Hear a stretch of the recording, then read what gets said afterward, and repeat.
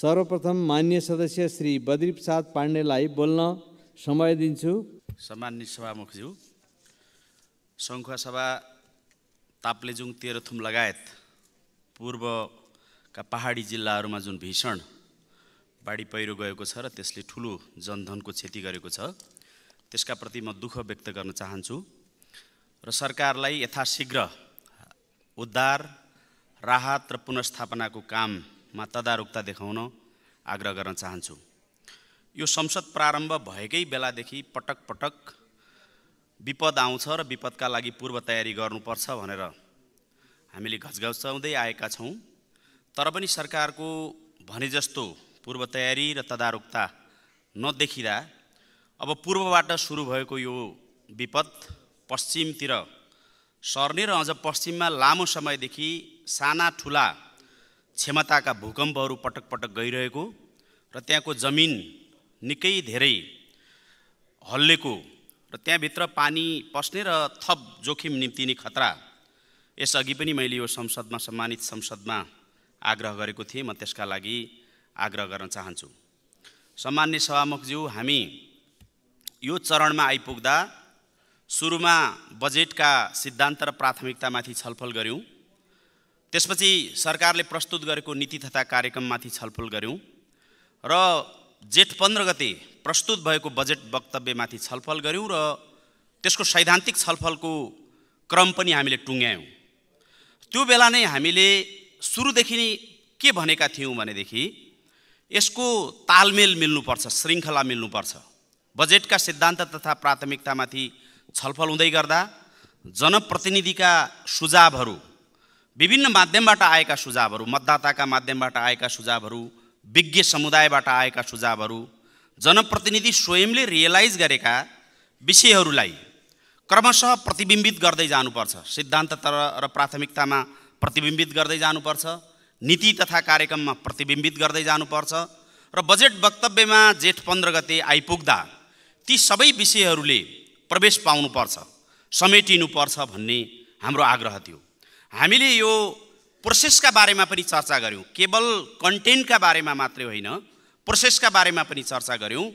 बजेटका सिद्धान्त र प्राथमिकतामाथि छलफल हुनुभन्दा पहिले नै संसदभित्र सैद्धान्तिक छलफल हुने अथवा संसदका समितिभित्र दफावार छलफल नै हुने, सुझावहरू सङ्कलन गर्ने, सुझावहरूलाई लिएर जाने, सुझावहरूलाई समावेश गर्ने, त्यो प्रतिबद्धता सरकारले देखाउनुपर्छ भन्ने कुरा गऱ्यौँ। म आग्रह गर्न चाहन्छु सम्माननीय सभामुख ज्यू मार्फत, कम्तीमा अर्को वर्षको बजेट हामीले प्रस्तुत गर्दै गर्दा, बजेटमाथि संशोधन, बजेटमाथि छलफल गर्दै गर्दा ती विषयहरू पहिले नै बजेटमा समाहित हुन्, नीति तथा कार्यक्रममा समाहित हुन्, जसले गर्दा हामीले बजेट बनाउने जुन प्रक्रिया छ त्यो बजेट बनाउने प्रक्रियामाथि जनप्रतिनिधिको स्वयं सहभागिता, स्वयं हिस्सा र स्वयं जनप्रतिनिधिबाटको आउटपुट प्राप्त गर्ने दिशामा हामीले यो प्रोसिडर तयार गरौँ, यो प्रोसेस निर्माण गरौँ भन्ने लाग्छ मलाई। र एउटा फन्डामेन्टल विषय के हो भने अरू विधेयकमाथि हामीले सैद्धान्तिक छलफल गर्छौँ। सैद्धान्तिक छलफलपछि हामीलाई 72 घण्टाको संशोधनको समय पनि हुन्छ। संशोधनपछि हामी समितिमा जान्छौँ र दफावार छलफल गर्छौँ, आवश्यक संशोधन पनि गर्छौँ। यो कस्तो मान्यता हो? अर्थ विधेयक, जुन विधेयकहरूमा पनि महत्त्वपूर्ण विधेयक हो। यो अर्थ विधेयक भनेको अर्थ राजनीतिक विधेयक पनि हो, यो अर्थ संवैधानिक विधेयक पनि हो। त्यसैले यो विधेयकमाथि संशोधनको ढोका, संशोधनको स्पेस, सुझावहरूलाई लिएर जाने स्पेस चाहिँ खडा गर्ने गरी हाम्रो नियमावलीको व्यवस्था, हाम्रो संवैधानिक व्यवस्था, हाम्रो कानुनी व्यवस्थालाई मिलाउनु पर्छ भन्ने लाग्छ मलाई। विशेष गरी हामीले जेठ 15 गतेका दिन बजेट ल्याउने भनेको गणतन्त्र दिवसका दिन हामी बजेट ल्याउँछौँ। गणतन्त्र दिवसका दिन बजेट ल्याउनुको अर्थ सङ्घीय लोकतान्त्रिक गणतन्त्रको सबैभन्दा महत्त्वपूर्ण प्रतिफल हामी त्यो दिन प्राप्त गर्छौँ। अर्थ राजनीतिक दस्तावेजका माध्यमबाट सङ्घीय लोकतान्त्रिक गणतन्त्र भनेको केवल संविधानलाई लेख्ने विषय मात्रै पनि होइन, केवल कानुनमा लेखिने विषय मात्रै पनि होइन। यसबाट प्राप्त हुने प्रतिफल भनेको हामीले प्रस्तुत गर्ने बजेट वक्तव्यबाटै यो निस्किनुपर्छ, यसको प्रतिफल प्राप्त हुनुपर्छ। यो जनताका चुलोसम्म पुग्नलाई, जनताको जीवन पद्धतिसम्म, जनताको जीवनस्तरसम्म सम्बोधन गर्ने गरी पुग्नका लागि यो विधेयक नै एउटा महत्त्वपूर्ण हामीले गणतन्त्र दिवसलाई मनाउने अरू कार्यक्रमलाई समेत छायामा पार्ने गरी 15 गतेका दिन बजेट ल्याउनुको अर्थ गणतन्त्रको प्रतिफल हामी जनताका बीचमा पुर्याउँछौँ, जनतासम्म पुर्याउँछौँ भन्ने कुराको एउटा अभिव्यक्ति पनि हो, एउटा संवैधानिक अभिव्यक्ति पनि हो, एउटा संवैधानिक सङ्कल्प पनि हो। त्यसैले हामीले हाम्रो बजेटलाई अगाडि बढाउँदै गर्दा, छलफल गर्दै गर्दा यसले वास्तवमै जनताको समस्या कसरी समाधान गर्न सक्यो, जनताका समस्यालाई कसरी बोक्न सक्यो, यो महत्त्वपूर्ण विषय हो भन्ने लाग्छ। र विशेष गरी हामी विधायकहरूलाई एउटा समस्या छ।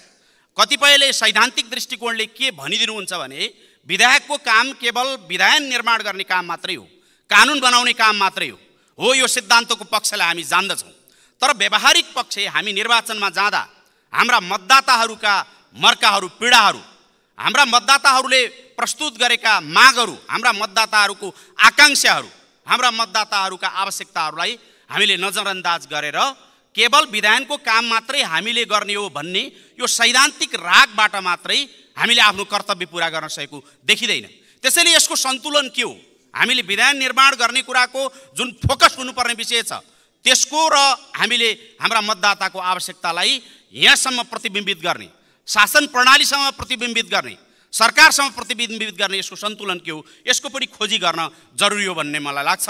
र आगामी दिनमा कम्तीमा यस्ता विषयमा चाहिँ गम्भीर हुन जरुरी देख्छु। मैले यही आजकै छलफलका क्रममा पनि भन्नै पर्ने एउटा विषय छ। हामीले मन्त्रालयहरूको समूह बनाएका छौँ। मन्त्रालयहरूको समूह बनाउने क्रममा कार्यव्यवस्था समिति बनायो अथवा सम्माननीय सभामुखज्यूले बनाउनु भयो। यसको समूह बनाउने सन्दर्भमा पनि हाम्रा समितिहरू छन्। समिति भनेको चाहिँ त्योसँग सम्बन्धित मन्त्रालयहरू भएरै समिति निर्माण गरिएको, जस्तो म शिक्षा, स्वास्थ्य र खेलकुद मन्त्रालय हेर्ने र महिला बालबालिका मन्त्रालय हेर्ने समितिमा छु। यसरी समूह बनाउँदाखेरि हामीले अलग प्रकृतिका मन्त्रालयहरूको समूह बनाउनुभन्दा एकै प्रकृतिका मन्त्रालयहरूको समूह बनाउने अथवा समितिकामा भएका मन्त्रालयहरूलाई एकै दिन छलफल गर्ने, त्यसो हुँदाखेरि अन्तर सम्बन्धित हुन्छ कि भन्ने लाग्छ। यो पनि किन गरिएन, म सम्माननीय सभामुखज्यू मार्फत यो कुरा पनि आग्रह गर्न चाहन्छु। त्यसरी नै कार्यव्यवस्थामा भएका स्वयं पदाधिकारी साथीहरू मन्त्रालयको छलफल भनेर आज पनि 3टा मन्त्रालयको छलफलको हामीलाई सूचना दियो, तर कार्यव्यवस्थामा भएकै मान्य सदस्यहरूले नियमापत्ति प्रकट गरेर त्यो मन्त्रालयलाई संसद सुरु भएपछि, छलफल सुरु भएपछि एउटा मन्त्रालयले झिक्ने कुरा चाहिँ त्यो कार्यव्यवस्थामा किन छलफल भएन? आपत्ति प्रकट गर्नुपर्ने थियो भने त्यो समूह बनाउँदै गर्दा हामीले आज 3वटा मन्त्रालयमा छलफल हुँदैछ भन्दै गर्दा त्यो मन्त्रालयमा छलफल हुने कुराको पूर्व जानकारी किन गराइन? यो पनि तादात्म्यता, यो पनि तालमेल कता कता नमिलेको मैले देखेको छु। यो सबै कुरामा चाहिँ गम्भीर हुन म आग्रह गर्न चाहन्छु। र अब हामीले आज छलफल गर्नुपर्ने 2टा मन्त्रालयहरूमा मात्रै केन्द्रित भएर म आफ्नो कुरा राख्न चाहन्छु। विशेष गरी आज हामीले सङ्घीय मामिला तथा सामान्य प्रशासन मन्त्रालय, स्वास्थ्य तथा जनसङ्ख्या मन्त्रालयमा केन्द्रित भएर छलफल गर्नुपर्नेमा हामी सीमित भएका छौँ। पर्यटन मन्त्रालय यसबाट झिकिएको छ। सामान्य प्रशासन, सङ्घीय मामिला तथा सामान्य प्रशासन मन्त्रालय भनेकै मलाई के लाग्छ भने सेवा प्रवाहको दृष्टिकोणले, सुशासनको दृष्टिकोणले अथवा सरकारले दिने, राज्यले दिने डेलिभरीको दृष्टिकोणले सबैभन्दा महत्त्वपूर्ण मन्त्रालय हो। किनकि हाम्रो सङ्घीय लोकतान्त्रिक गणतन्त्र, यसको कार्यान्वयनको अग्रभाग, अग्रमोर्चा भनेको निजामती प्रशासन हो। निजामती प्रशासनलाई नियमन गर्नुपर्ने यो मन्त्रालय आफै हराए जस्तो, कता कता यसले राम्रो ढङ्गले काम सञ्चालन गर्न नसके जस्तो आज मात्रै पनि छापाहरूमा कुरा आएको छ। मन्त्रालयसँग आफ्ना कर्मचारीको लगतसम्म छैन। त्यो लगत माग्नका लागि पटक पटक सम्बन्धित निकायहरूमा मन्त्रालयमा ताकेता भएको छ, तर त्यो लगत नै प्राप्त भएको छैन। मेरो कर्मचारी कति छन्, कहाँ कुन जनशक्तिले काम गरिरहेको छ, को काजमा छ, को सरुवा भएको छ, को दरबन्दीमा छ, को छैन भन्ने कुराको समेत लगत नभएको दुःखद समाचार प्राप्त हुनु भनेको हामीले सुशासन दिने सन्दर्भमा, सेवा प्रवाह गर्ने सन्दर्भमा ठुलो ग्याप र समस्या बेहोरिरहेका छौँ भन्ने देख्न सकिन्छ। अर्को कुरा, हामीले केही समय पहिले कर्मचारी समायोजनको एउटा महत्त्वपूर्ण निर्णय, सङ्घीयताको स्थापना भइसकेपछि कर्मचारी समायोजनको निर्णय गर्यौँ। कर्मचारी समायोजनको निर्णय गरिसकेपछि थुप्रो असन्तुष्टिहरू विशेष गरी तल्लो तहका कर्मचारीहरूले देखाउनु भयो। त्यसलाई सम्बोधन गर्ने, तल्लो तहका कर्मचारीले आश्वस्त पार्ने र उनीहरूलाई कामका लागि उत्प्रेरित गर्ने खालको मन्त्रालयबाट कुनै त्यस्तो तदारुकता देखिएको छैन भन्ने कुराको गुनासो सबैतिर छ। हामीले बजेटमाथि छलफल गर्दै गर्दा हामीले गरेको बजेटबाट कति प्रतिफल प्राप्त गर्छौँ भन्नेतिर पनि हाम्रो ध्यान केन्द्रित हुनुपर्छ भन्ने लाग्छ।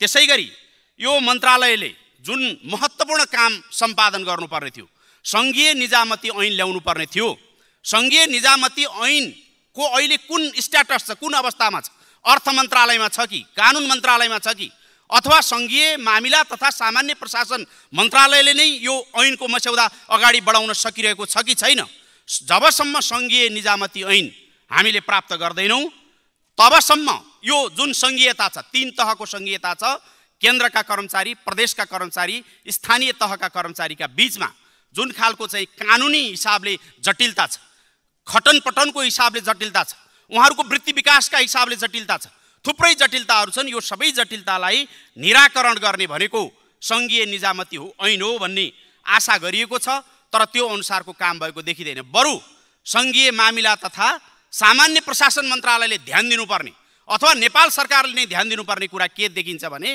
यतिखेर पनि हामीले विगत लामो समयदेखि, हिजो अस्ति मात्रै पनि भएको छ र विगत लामो समयदेखि पनि के देखेका छौँ भने कोही मुख्यमन्त्री उसको कार्यकाल सिद्धिँदैछ भने, मुख्य सचिव कार्यकाल सिद्धिँदैछ भने मुख्य सचिवलाई कुन राजनीतिक नियुक्तिमा लिएर जाने भन्ने कुराको बरु चिन्ता निजामती प्रशासनमा भएको नेतृत्वले गरेको देखिन्छ। कतिपय सचिवहरू सोझै कार्यपालिकाको काममा खटेका मन्त्रालयका सचिवहरू सोझै संवैधानिक निकायका प्रमुख बनाउनु पर्ने, बन्नुपर्ने र बनेको अवस्था छ। यो कुराले के देखाउँछ भनेदेखि निजामती प्रशासनको माथिल्लो तहको नेतृत्व आफ्नो स्वार्थका लागि, आफ्नो व्यवस्थापनका लागि, आफ्नो समायोजनका लागि मात्रै चिन्तित छ। उसले सृजनशील ढङ्गले सिङ्गो निजामती प्रशासनलाई कतापट्टि लिएर जाने, कसरी यसलाई सेवाग्राहीलाई सेवा दिने ढङ्गले, सेवा प्रवाह गर्ने ढङ्गले लिएर जाने भन्ने कुरामा चिन्तित छैन जस्तो देखिन्छ। यी विविध विषयलाई यो सङ्घीय मामिला तथा सामान्य प्रशासन मन्त्रालयले गम्भीरताका साथ ध्यान दियोस् भन्ने लाग्छ मलाई। विशेष गरी सङ्घीय मामिला मन्त्रालय र सामान्य प्रशासन मन्त्रालय यो दुईटा अलग अलग भूमिका छ। दुईटा अलग अलग भूमिकामा रहेको यो मन्त्रालयले स्थानीय तहमा जाने कर्मचारीका बारेमा पनि कुनै त्यस्तो ठोस निर्णय, नीति बनाउन सकेको देखिँदैन, जसले गर्दा कतिपय खटाइएका कर्मचारीहरू सम्बन्धित ठाउँमा जाँदै नजाने, कतिपय खटाइएका कर्मचारीलाई स्थानीय तहले स्वीकारै नगर्ने, हाजिरै गर्न नदिने, यो विविध समस्याले हाम्रो सङ्घीयता पनि आक्रान्त छ र हाम्रो सामान्य प्रशासनको क्षेत्र पनि सेवा प्रवाह र सुशासनको दृष्टिकोणले योग्यता प्राप्त गरिरहेको छैन। म सम्माननीय सभामुखज्यू मार्फत मन्त्रीज्यूको गम्भीरतापूर्वक ध्यान आकर्षण गर्न चाहन्छु। सङ्घीय लोकतान्त्रिक गणतन्त्र नेपालमा यो सङ्घीय मामिला तथा सामान्य प्रशासन मन्त्रालय नै सेवा प्रवाहको दृष्टिकोणले एउटा लिडिङ मन्त्रालय भएको कारणले यसले बडो महत्त्वाकांक्षाका साथ मेरो ठुलो अभिभारा छ भन्ने त्यो दृष्टिकोणका साथ काम अगाडि बढाउनु पर्छ भन्ने लाग्छ मलाई। म यो आग्रह गर्न चाहन्छु। र अर्को स्वास्थ्य क्षेत्र भनेको स्वास्थ्य मन्त्रालय, जुन हामीले स्वास्थ्य तथा जनसङ्ख्या मन्त्रालय भनेका छौँ, यसको पनि कामको दुईटा पाटो छ। दुईटा पाटोमा हामीले बजेटमा होस्, नीति तथा कार्यक्रममा होस्, एउटा पाटोलाई कता कता बिर्सिएका हौँ कि जस्तो लाग्छ। स्वास्थ्य तथा जनसङ्ख्या मन्त्रालय, जनसङ्ख्या मन्त्रालयको अर्थ, यसको काम, यसको भूमिका भनेको जनसङ्ख्याका विभिन्न आयामहरू छन्। जनसङ्ख्याका आयामहरूमा बालबालिका जनसङ्ख्याको एउटा आयाम हो, युवा, ज्येष्ठ नागरिक, महिला, अपाङ्गता भएका व्यक्तिहरू, त्यसै गरी तेस्रो लिङ्गी लगायतका व्यक्तिहरू त्यो जनसङ्ख्याको विभिन्न आयाममा पर्छन्। जनसङ्ख्याको विभिन्न आयाममा हामीले जनसङ्ख्याका विभिन्न आयाममा उनीहरूलाई विकासको मूलधारमा हामीले कसरी ल्याउने, विकासबाट उनीहरूलाई कसरी लाभान्वित गर्ने, त्यो सबै आयामलाई कसरी लाभान्वित गर्ने, विकासको पाटोमा लिएर जाने, यो एउटा पाटो हो भने अर्को उनीहरूका माध्यमबाट विकासलाई कसरी योगदान गर्ने, विकास र जनसङ्ख्याको सम्बन्धलाई हामीले कसरी चाहिँ सन्तुलित हिसाबले सन्तुलन मिलाएर अगाडि लैजाने, विकासका कारणले जनसङ्ख्याका सबै आयामलाई योगदान पुगोस् र जनसङ्ख्याका विभिन्न आयामका माध्यमबाट विकासमा टेवा पुगोस्, यसको सन्तुलन, यसको अन्तर सम्बन्धलाई मलाई लाग्छ स्वास्थ्य तथा जनसङ्ख्या मन्त्रालयले यो पाटो नै विस्मृतिमा परेको जस्तो देख्छु मैले। हामीले सिद्धान्त र प्राथमिकतामा छलफल गर्दा होस्, नीति तथा कार्यक्रम प्रस्तुत गर्दा होस्, अथवा हामीले चाहिँ बजेट वक्तव्य ल्याउँदा होस् यो पाटो नै विस्मृतिमा परेको जस्तो देख्छु मैले। त्यसैले स्वास्थ्य क्षेत्र निश्चय नै निकै ठुलो क्षेत्र छ।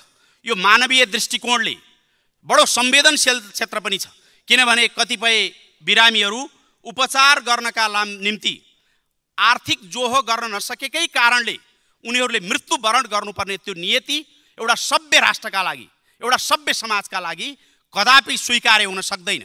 यो अवस्थाबाट हाम्रो स्वास्थ्य क्षेत्रलाई हामीले ध्यान दिनुपर्ने एकातिर छ भने अर्कोतिर विकट जिल्लाहरू जहाँ अस्पताल छैनन्, अस्पताल भए पनि प्रविधि छैन, प्रविधि भए पनि जनशक्ति छैन, त्यो ठाउँबाट बडो करुण क्रन्दनका साथ राजधानीमा अथवा ठुला सहरहरूमा उपचार गर्न आएका मानिसहरू आर्थिक अभावमा उपचार गर्न नसकेर उनीहरूले मृत्युवरण गर्नुपर्ने, भौतारिनुपर्ने, चारैतिर चाहिँ हारगुहार गर्दै हिँड्नुपर्ने अवस्था छ।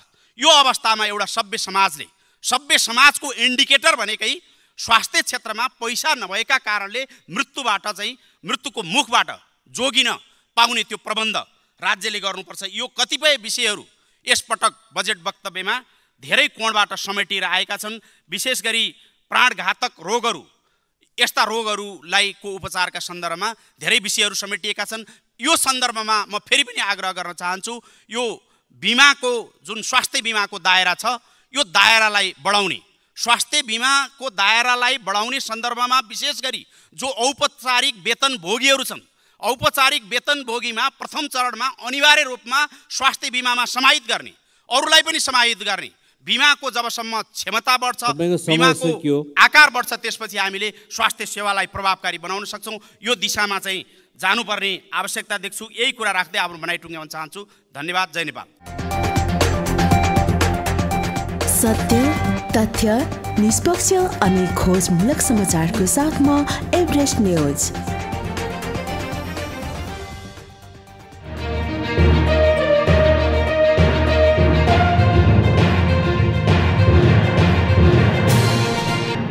तपाईं हेर्दै हुनुहुन्छ एभरेस्ट न्यूज।